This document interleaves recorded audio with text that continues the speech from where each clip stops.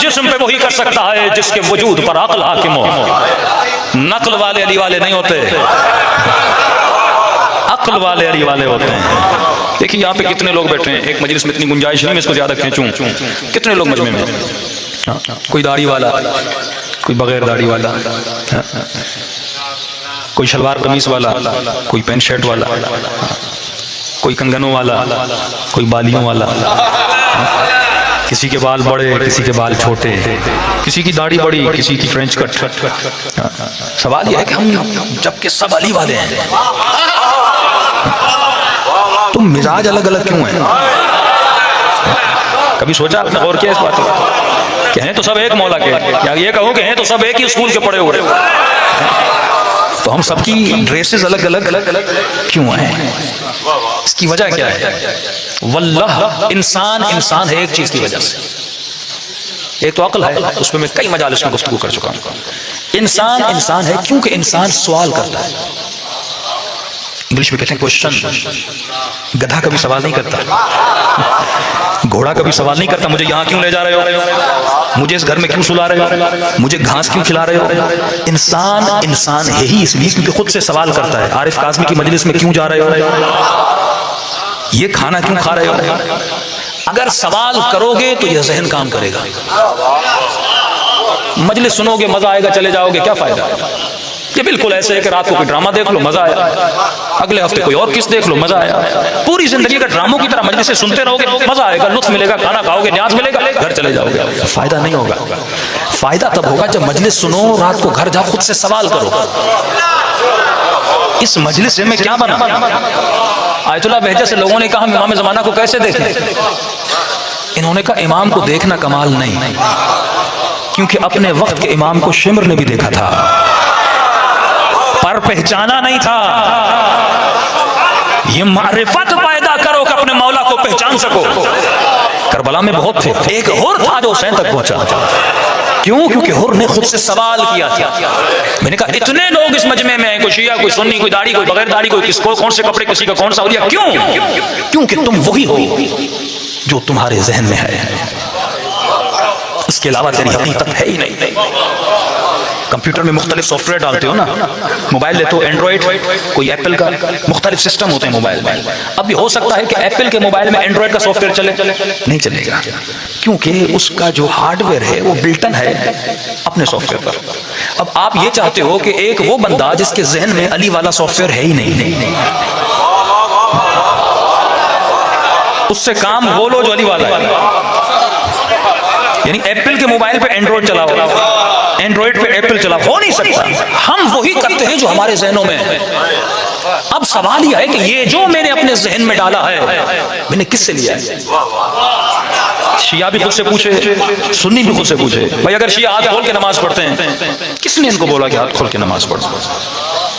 तो हम सब कहते हैं हमने पूछा इमाम जाफर सादिक अलैहिस्सलातु वस्सलाम से। और अगर आप हाथ बांध के नमाज पढ़ते हो, एक मरतबा मैं पढ़ ही रहा हूँ क्योंकि सॉफ्टवेयर चल रहा है, ऑटोमेटिक चल रहा है, लेकिन एक मरतबा खुद से सवाल करता हूँ कि मैं किससे पूछ के हाथ बांध के नमाज पढ़ रहा हूँ, तो कहते हैं हम इमाम अबू हनीफा से। ठीक है, इमाम अबू हनीफा रसूल खुदा और वहाँ कितना फासला है? 200 साल का फासला है। अगर कोई कहे कि आरिफ काज़ी मजलिस कैसे पढ़ते हैं, तो दो तरीके, या मेरी वीडियो देखो या मजलिस में आके मुझे सुनो, या किसी ऐसे से पूछो जिसने मुझे देखा हो। तो हम कहते हैं अक्ल ये कहती है उससे पूछो जिसने मोहम्मद को देखा हो। और हमारे इमामों के नाम और हैं, लक़ब और हैं। नाम जाफर है, लक़ब सादिक है। लक़ब इमामों ने खुद को नहीं दिया, लोगों ने दिया। जैसे नाम अली है, लक़ब मिला ज़ैनुल आबिदीन, इबादत करने वालों की ज़ीनत। नाम हसन है, लक़ब बना सखी, क्योंकि सखावत में बहुत ज्यादा आगे थे। तो मैंने किसी अपने दोस्त को कहा, मैंने कहा जब रमजान के रोजे आते हैं तो टीवी पे लिखा होता है ये टाइम है फ़िक़्ह जाफरिया का, ये टाइम है मसलन फ़िक़्ह हनफिया का, 5:30, 5 मसलन 15 मिनट। मैंने कहा कौन जाफर? कहा ये टाइम है जाफर सादिक का, वो जाफर जो सादिक है, सच्चा है। मैंने कहा खुद भी कह रहे हो सच्चा है, फिर भी उसकी बातों को नहीं मान रहे हो। इंसान वल्लाह अगर सोचे इंसान को हिदायत मिल जाए, तो आप वही हैं जो आपके जहनों में। न सुन्नी का कसूर है, न शिये का कसूर है, जो हमारे जहनों में डाला गया वैसे हम बनते गए। अब सवाल ये, जो मैंने अपने जहनों में डाला है वो सही है या गलत है? तो सवाल यह है कि मैं अपने जहनों में इंफॉर्मेशन कहां से लूं, मालूमात जो जहनों में डालूं, कौन सी बुक पढ़ूं, कौन सी किताब पढ़ूं, किससे इल्म लूं ताकि मेरा जहन मारिफत खुदा से सरशार हो जाए। तो हर मुसलमान कहता है इल्म अगर लेना है तो मोहम्मद मुस्तफ़ा से लेना है, इल्म अगर लेना है तो रसूल खुदा से, क्योंकि रसूल का इल्म वही इलाही से मुर्तबित है। ये वाहिद वो ज़ात है जो कहे वो सच है, जिसकी कही हुई बातों में जर्रा बराबर शक की गुंजाइश नहीं है। तो मैंने कहा मुसलमान अगर नबी चला जाए तो फिर किससे इल्म लें? तो नबी खुद रास्ता बताकर गए कि अना मदीनतुल इल्म व अलीयुन बाबुहा, मैं शहर इल्म हूं और अली उसका दरवाजा है। सल्लल्लाहु अलैहि मोहम्मद व आले मोहम्मद। तो अगर इन जहनों को भरना है तो मारिफत रसूल से और मौला अली से भरना होगा। बहुत तेजी से गुजरना होगा। अगर बच्चे को डॉक्टर बनाना है तो क्या करना होगा? अगर आज मैं मिंबर पर हूं और आप फर्श पर हैं, इसकी वजह क्या है? क्या मेरे पास कोई एक्स्ट्रा चीज है जो आपके पास नहीं, आपने मुझे ऊपर बैठा लिया है? नहीं, आपने कहा इसके दिमाग में थोड़ी बहुत मालूमात है। बच्चे को डॉक्टर बनाना है तो क्या करोगे? वो डॉक्टर वाला इल्म उसके जहन में डालोगे, डॉक्टर। इंजीनियरिंग वाला इल्म जहन में डालोगे, इंजीनियर बन जाएगा।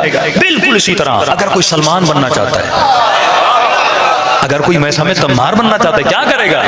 जबान से कितना भी अली अली करो, नहीं बनोगे सलमान जब तक जहन वैसा न बन जाए जैसा सलमान का जहन था।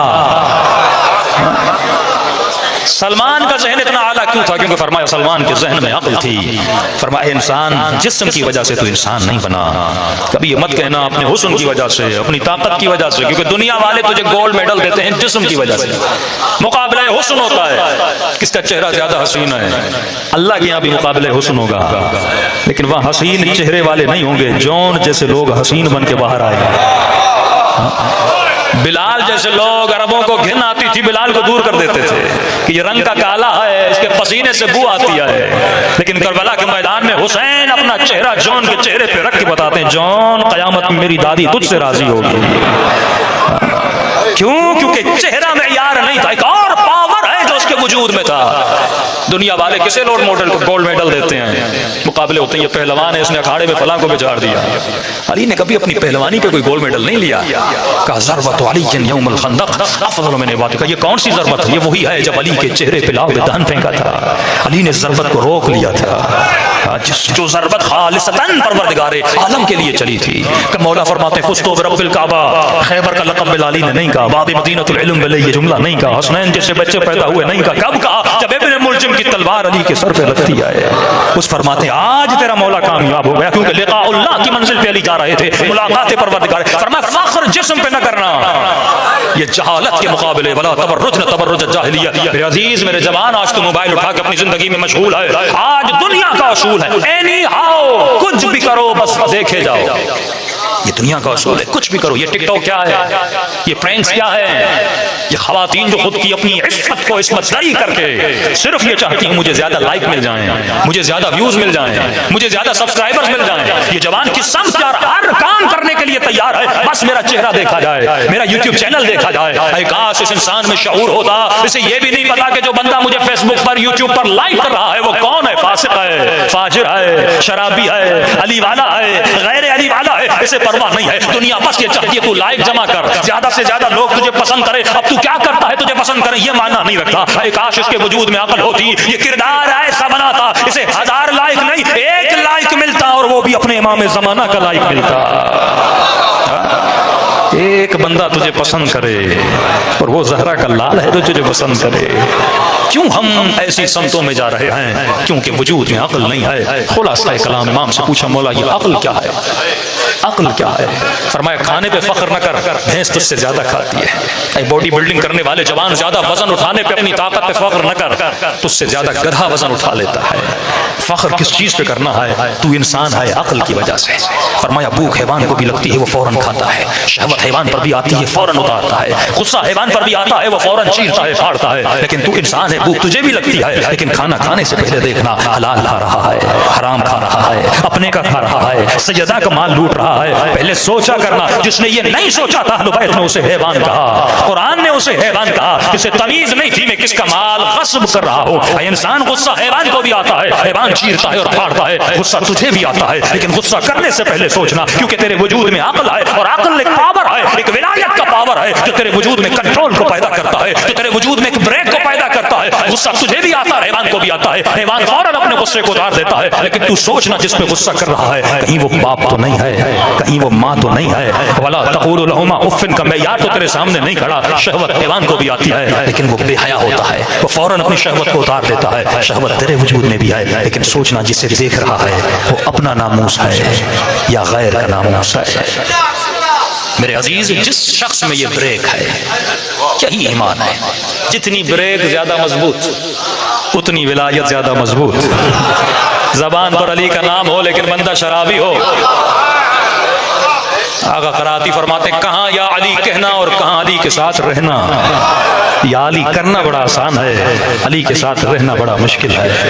वक्त में किल्लत है लेकिन याद रखना कितनी भी ऊंचाइयों और दूरियों पे चले जाओ लेकिन जिस वक्त तू इरादा करता है अहले बैत की तरफ पलटने का, जिसे मैं अपनी जबान में कहता हूँ रिवर्स गियर, बहुत दूर हो जाता है बंदा खुदा से, अहले बैत से। लेकिन जब तू इरादा करता है ना वापस पलटने का, अब इमाम फरमाते हैं जब तू एक कदम आता है हम 10 कदम तेरी तरफ आते हैं। किसी जवान ने मुझे अपना वाकया सुनाया, वाकया सैयदा से मंसूब है। अपने दिलों को तैयार करिए इस वाकये को सुन के कि जब तू उसकी इज्जत करता है, ये इज्जत वही कर सकता है जिसके वजूद में कंट्रोल हो। मौला के हाथ जब बांधे गए थे, अबू जर ने दिफा में तलवार निकाली, तभी अबू जर को मदीने से निकाल दिया गया था। जुबैर जो जंग जमल में मुकाबले अली में था लेकिन दिफा अली में जुबैर ने तलवार उठाई। जुबैर कई दिन जिंदा में रहा था। जो ईमान की आला तरीन मंजिल पर था सलमान, उसने तलवार नहीं उठाई थी। अबू जर ने गुस्सा किया, सलमान डर गया। 24 घंटे अली के कसीदे पढ़ने वाले आज अली के हाथों में रस्सियां, तू डर गया है। आज कहा जाता है ना बड़े बड़े उलमा को, ये डर गए हैं कि सलमान तू डर गया है, तुझे अली से मोहब्बत नहीं है, कोई जज्बा ही नहीं है। सलमान ने कहा मेरी का अबू जर ये बता तू ज्यादा बहादुर है या अली ज्यादा बहादुर है? ये कोई उलमा को सिखाए कि आप लोग डर गए हो? जिनके पास फौजें भी हों, जिनके पास हुकूमतें भी हों, क्या वो हो सकता है वो डरें? कि तू ज्यादा बहादुर है अली का, अली ज्यादा बहादुर है। कहा कि अबू जर तू थोड़ा अली से आगे चल रहा है। इमाम की बात यह है कि मौला के पीछे चला जाए। मेरी निगाहें अली के हाथों पर हैं, अगर अली तलवार उठाएंगे तो सलमान तलवार उठाएगा। ये कंट्रोल जिस इंसान के वजूद में हो कि इमाम से पहले आगे न बढ़ जाए, जज्बाती न बन जाए। ये जवान कहता है कि मौलाना मेरा वाकया लोगों को बताइए। कहता है मैं बहुत बदकार था, कोई ऐसा गुनाह नहीं जो मैंने नहीं किया। कहता मौलवी साहब मेरे छोटे से छोटा गुनाह यह था कि मैं अपनी माँ को मारता था। लेकिन जब पलटते हो ना वो सीने से लगाते हैं। जब तक जिंदा हो पलटो, सोचो कि जिंदगी में तुमने किया क्या। ये 20, 30, 40 साल की जिंदगी, जिस जगह पे बैठे हो कई कब्रें यहाँ मौजूद हैं। कभी ये भी जमीन के ऊपर थे लेकिन आज जमीनों के अंदर रहे हैं। करते वही हो जो यहाँ पे कमा कर जाते हो, अक्ल बना के जाते हो। कहते मौलाना साहब मुहर्रम का महीना शुरू हो गया, मुहर्रम में भी गुनाह करता था। माँ बाप से जुदा कहीं पे घर बनाया था, वहीं पे अकेला रहता था, सिंगल जिंदगी। कुछ दोस्त आते थे, सब आते थे वहां पे, ऐश इशरत अय्याशियां। 8 मुहर्रम की रात है, एक दोस्त भी मेरे पास नहीं आया। दोस्तों को फोन किया, क्यों नहीं आ रहे? इसका नाम रजा था। तो क्यों नहीं आ रहे? तो कहा कि रजा मुहर्रम के दिन आ गए, गुनहगार हम भी हैं लेकिन शर्म आती है, इन दिनों में हम नहीं आ सकते। क्या तुम्हें बेदीन था? मेरे का कौन हुसैन, कौन सा मुहर्रम? नहीं आते तो ना आओ। मैंने गाड़ी निकाली, शहर में निकल पड़ा। जिस गली में जा रहा हूँ जुलूस, जहां जा रहा हूँ हुसैन हुसैन की सदाएं आ रही हैं। इतने में जो लोग रोड पे खड़े थे, कोई कहता था मुझे आगे उतारो, लोगों को बैठाता था ऐसे ही फ्री में, आगे लेकर जाता था। थोड़ा और आगे बढ़ा, एक जवान लड़की रोड पे खड़ी थी। इसे मैंने गाड़ी पे सवार किया। कहाँ जाना है? कहा मुझे आगे उतार दो। जैसे गाड़ी में ले गया, शैतान सवार हुआ, नीयत खराब हुई। मैंने गाड़ी को पलटा अपने घर की तरफ। फौरन इस खातून ने कहा कि कहाँ जा रहे हो? मुझे तो यहाँ जाना है। कहा आपको अपने घर ले जा रहा हूँ। वो समझ गई, उसका वजूद कांपने लगा, रोने लगी, कहने लगी तुझे शर्म नहीं आती? मुहर्रम का महीना है, मुझसे शर्म नहीं करते, हुसैन से शर्म करो। उसने कहा लेकिन मेरे ऊपर कोई फर्क नहीं पड़ा। मैंने कहा मेरा क्या जाए, का उसने देखा मैं बिल्कुल बाज आने वाला नहीं हूं, पूरा वजूद उसका कांप रहा था। उसने कहा चलो हुसैन से शर्म नहीं करते, सैयदा फातिमा से शर्म कर लो। मैंने कहा क्यों? अगर हुसैन से शर्म करनी होती हुसैन से करता, सैयदा से क्यों शर्म करूं? कहा क्योंकि मैं सैयदजादी हूं, उसी बीबी की बेटी हूं। अगर तू आज मेरी बात को मान ले, मैं दुआ करूंगी अम्मा ज़हरा तुझे अजर देंगे। कहते जब बीबी का नाम लिया, कहा मैं सैयदजादी हूं, मेरा वजूद कांप गया। मैंने कहा बताओ कहाँ जाना है? मैंने कहा इमाम बारगाह जा रही हूँ, मुझे उतार दो। कहा मैंने उसको इमाम बारगाह के दरवाजे पे उतारा। उतरने के बाद कहा अम्मा ज़हरा तुझे अजर देगी। पता नहीं उसके जुमले ऐसे थे, उसकी दुआ में अजीब सा असर था। उसी मोहल्ले से थोड़ा दूर मेरा घर था, मैं अपने घर चला गया। घर जैसे गया, माँ बाप के घर गया, माँ बाप घर में नहीं थे, शायद मजलिस पे गए हुए थे। घर के लॉन में बैठा, टीवी सामने था, मैंने टीवी खोला और जब टीवी खोला तो क्या देखा, टीवी पर बैनुल हरमैन को दिखाया जा रहा था। आका हुसैन का रोजा, हजरत अब्बास का रोजा। इतने दिनों के बाद मैंने ये मंजर देखा और जैसे देखा तो न चाहते हुए आंखों से आंसू बह रहे थे। ऐसे लग रहा था मेरे दिल में अजीब सा इनकलाब आ गया है। फिर मैंने टीवी के चैनल को चेंज किया। एक मरतबा मैंने टूटी हुई कब्र जन्नतुल बकी में देखी और उसके ऊपर कोई जाकिर मसाए पढ़ रहा था और बता रहा था कि मुसलमानों ने नबी की बेटियों की पसलियां तोड़ दी। कहा मैं इतना रोया, मैं जब रो रहा था मुझे अपने गुनाह याद आ रहे थे कि कभी ये गुनाह किया, कभी माँ को मारा था, कभी बाप को मारा था। और खुदा को कह रहा था खुदाया तुझे इसी बीवी का वास्ता मुझे बख्श दे, आज के बाद मैं कोई गुनाह नहीं करूंगा। अजीब सा इनकलाब आ गया। थोड़ी देर के बाद मेरी माँ, बूढ़ी माँ घर में आई और इतने दिनों के बाद बेटे को घर में देखा, आंखें लाल हैं, रो रहा है, वजूद कांप रहा है। तो एक मरतबा आगे बढ़ के कहती है रजा मेरे करीब आ, आज मुझे तेरे वजूद से हुसैन की खुशबू आ रही है। फौरन दौड़ा और माँ के कदमों पे गिर गया। मैंने कहा माँ मुझे माफ कर देना, इसी हुसैन के सदक़े में मुझे माफ कर देना, मुझे पता नहीं था मैं क्यों गुनाह करता था। मैंने आज तक खुद से पूछा ही नहीं कि मैं इतना बदकार बना तो क्यों बना। माँ ने कहा चल मस्जिद चल, इमाम बारगाह चल। का मजलिसों में गया, मस्जिद वाले, इमाम बारगाह वाले परेशान, जो कभी इमाम बारगाह में ना आने वाला जा रहा है। कभी हुसैन का 40 करीब था, उसी मोहल्ले का एक काफिले सालार था। उसने कहा रजा तू बड़ा नेक हो गया है, एक बंदे की जगह खाली है, मैं अपने खर्चे पे तुझे करबला ले जाना चाहता हूँ। ये सुनना था। मैंने कहा हुसैन इतने करीम है, काश मैं पहले पलट के आ जाता। 1 महीना नहीं गुजरा, हुसैन मुझे करबला बुला रहे हैं। करबला पहुंचा, बैनुल हरमैन गया, आका हुसैन की ज़ियारत की, मौला अब्बास के रोजे की ज़ियारत की। तो बहुत रोया अपने गुनाहों पर, बहुत रोया। वापस पलट के आया। 2 महीने फिर नहीं गुजरे, वही काफिले सालार आया। कहा मैं काफिला मक्के ले जा रहा हूँ, तू बहुत नेक है, पता नहीं मेरे दिल में आया है कि मैं तुझे साथ लेकर जाऊं। का तवाफ खाने खुदा किया, फिर मदीने गया। अब जब जन्नतुल बकी गया, टूटी हुई कब्रें देखी, गोया मेरे वजूद में इनकलाब आ चुका था। मैंने कहा बीबी करबला भी बुला लिया, अपनी कब्र की ज़ियारत भी करा ली, और कितना मुझ पे करम करोगी। सोच ही रहा था ये उसी सैयदजादी की दुआ का असर है। इसने बीबी की बेटी की इज्जत की, सैयदा ने क्या क्या अता किया। मुसलमानों ने उस बीवी की इज्जत नहीं की। अहले बैत से मोहब्बत रखते हैं तो नूर अहले बैत को सब्सक्राइब करें, वीडियो को लाइक और शेयर करें और बेल आइकन ज़रूर दबाएं ताकि हमारी आने वाली वीडियोस आप तक सबसे पहले पहुंच सकें।